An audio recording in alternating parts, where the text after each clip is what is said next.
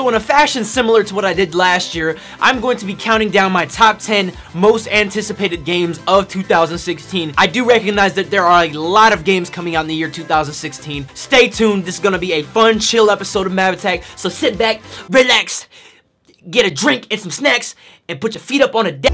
Mass Effect Andromeda. So I haven't played Mass Effect in a really long time. I played the second and the third, never got to play the first, but the Mass Effect universe does an amazing job at bringing you in through its gameplay and story narrative elements. I really was emotionally invested in the Mass Effect universe from 2 and 3. I love being able to, you know, pick a mate, romance a friend, all the while building up your gear, building up your special abilities. And if you don't know what Mass Effect is, I'll kind of just briefly sum it up as a space role-playing game. It's an RPG, but it takes place in space with other alien races. It's a very expansive and vast universe. So I'm really looking forward to this next iteration of Mass Effect. It's supposed to be with a new protagonist, so we will not see Commander Shepard anymore, and in the new galaxy of Andromeda, so we're seeing a new protagonist and a whole new setting completely. So this opens up for more alien races possibly, and just tons more gameplay elements. I just can't be more excited for another Mass Effect game. Uncharted 4, A Thief's End. Uncharted 4 has always had a special place in my heart. Now, the gameplay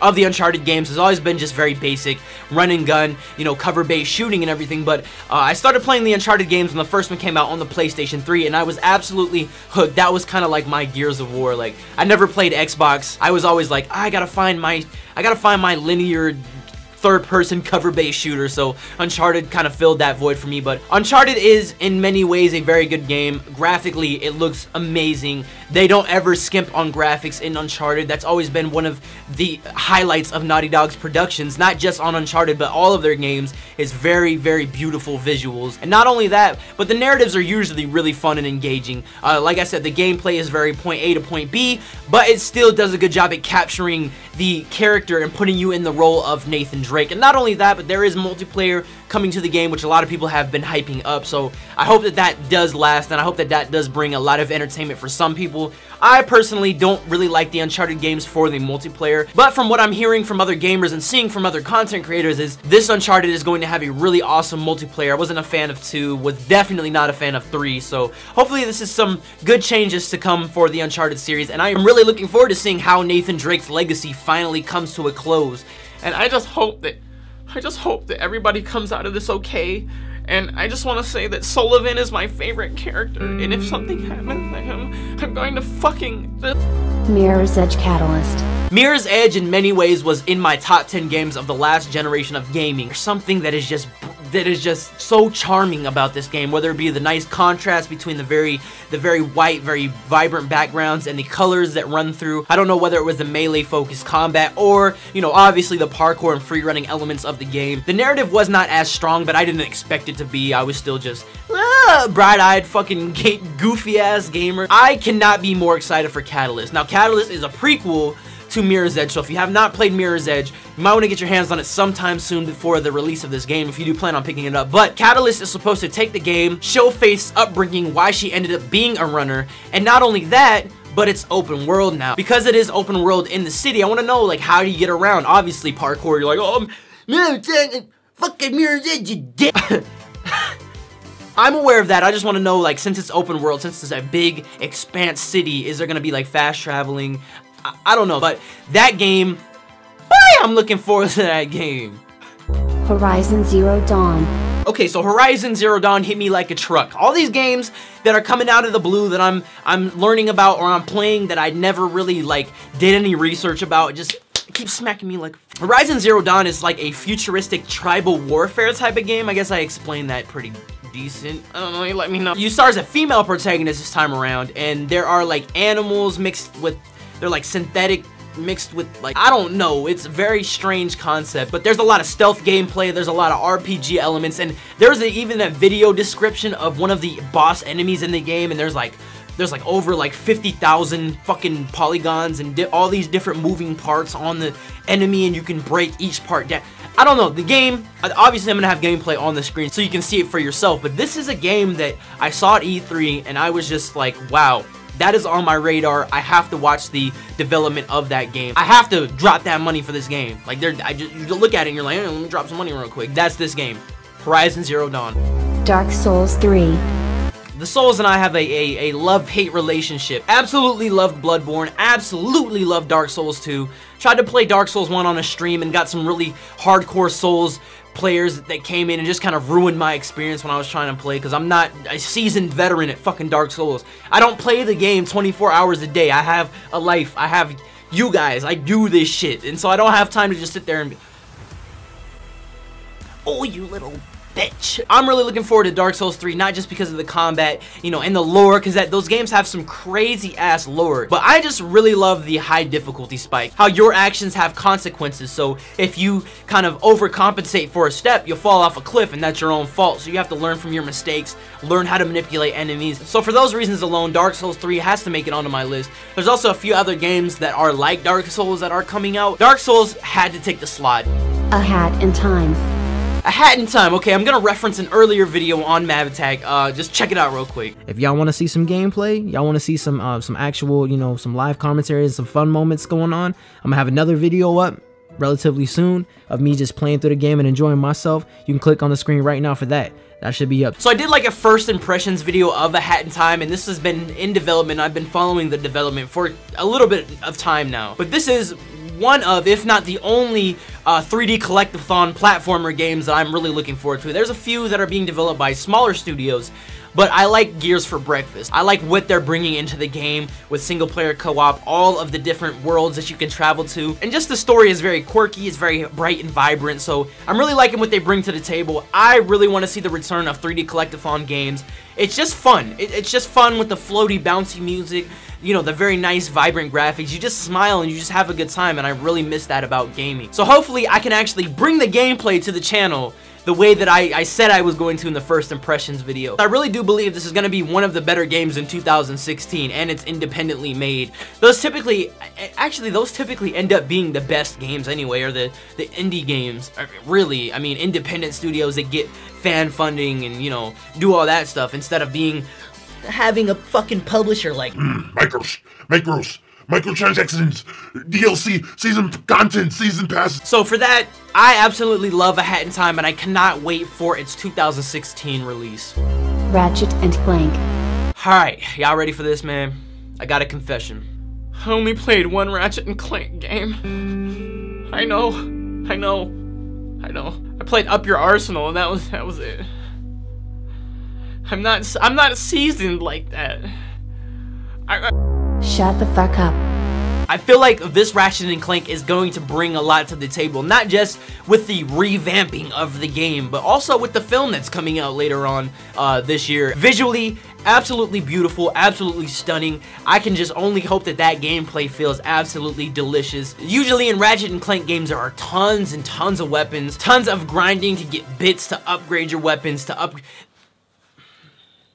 we just take a second? But in all seriousness, I don't really have any crazy reasons why I'm looking forward to this game. It's just one of the less serious games. I love games that don't take themselves too serious, and then that either bring that taste of nostalgia or just simply bring that taste of fun to the table, which I firmly believe that this Ratchet & Clank is going to be doing for us. So be on the lookout for Ratchet & Clank, and actually all these games on the list will be on Mav Attack as well, whether it be in the form of a review or gameplay or whatever we ended up doing. Be on the lookout for all of these games and more in the future of Mav Attack. For Honor. I do gotta say before I go into detail about For Honor, the Ubisoft press conference that they had presenting...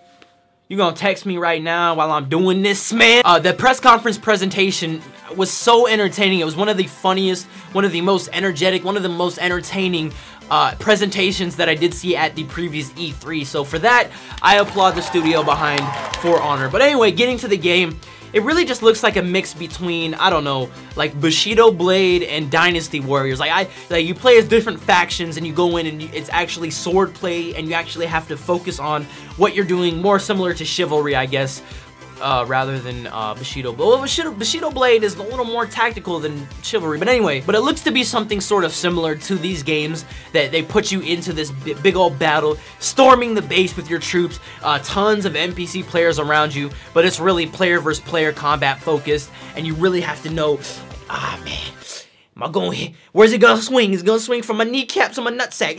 Ding ding. So for that, I'm really looking forward to For Honor. I really love swordplay focused combat and really having to pick the right move, and hopefully you don't make the wrong decision in blocking and then going for an attack. So I'm really looking forward to For Honor. It's looking to be one of the best games of 2016, and I just can't be more excited. Zelda Wii U.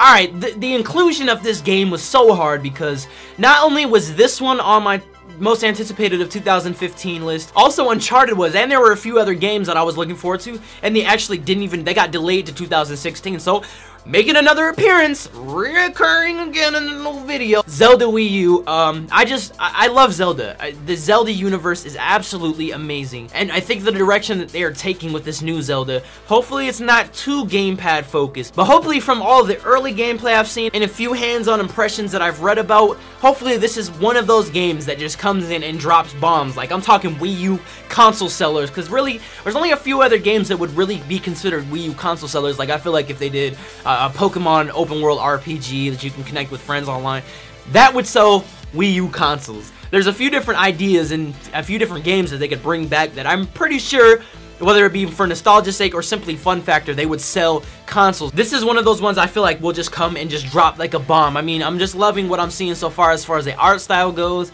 You know, Link has a new look.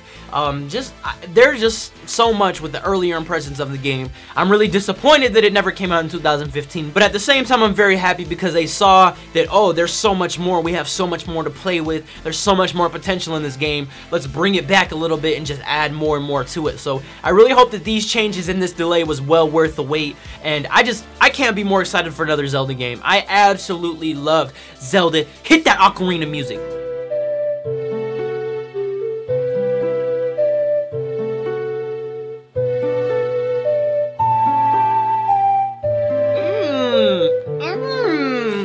Hellblade. And then finally, Hellblade. Now, I learned about this game in 2014, right? I'm conflicted now. Like I said earlier, there are a lot of games that I wanted to put on the list. And I will just throw a few of those names out right after this segment, but Hellblade looks like a Heavenly Sword spiritual successor or sequel. Now, the developer stated this is not a Heavenly Sword sequel. This is not going to be, but the likeness of not only the main character, which I forget what her name was, like Noriko. Or what was the... No, Kai. Kai was the sidekick. Kai was the sidekick of Noriko from Heavenly Sword, which, if you don't know what Heavenly Sword is, it's a PlayStation 3 exclusive. If you never got the chance to play it, I recommend trying it out. It's like the female version of God of War. But anyway, losing focus. But Kai looks very, very similar to Heavenly Sword's sidekick character. And not only that, Heavenly Sword, Hellblade. Heaven, Hell.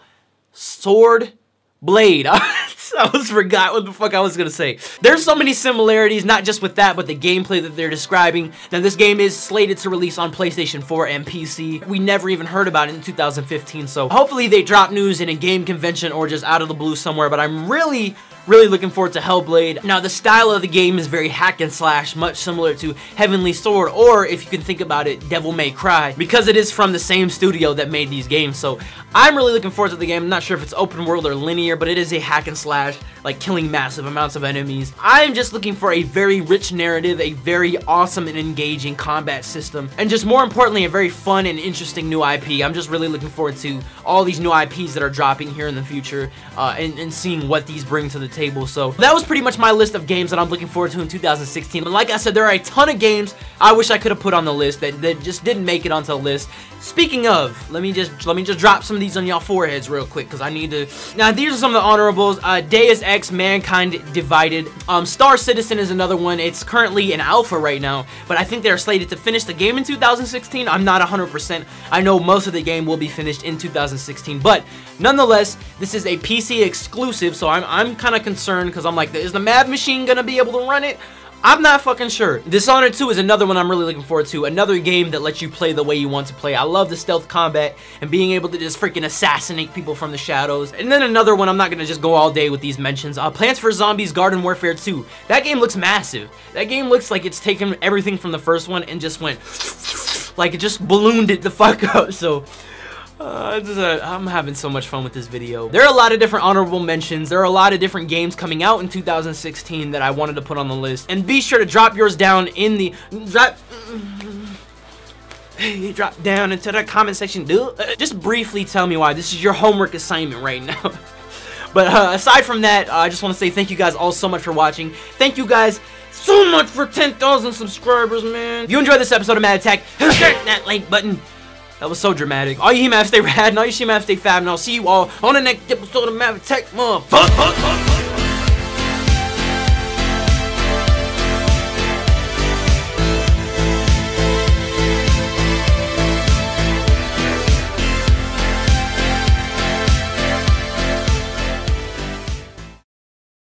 First off, before we start, I want to say thank you guys so much for 10,000 subscribers. Let's celebrate, baby.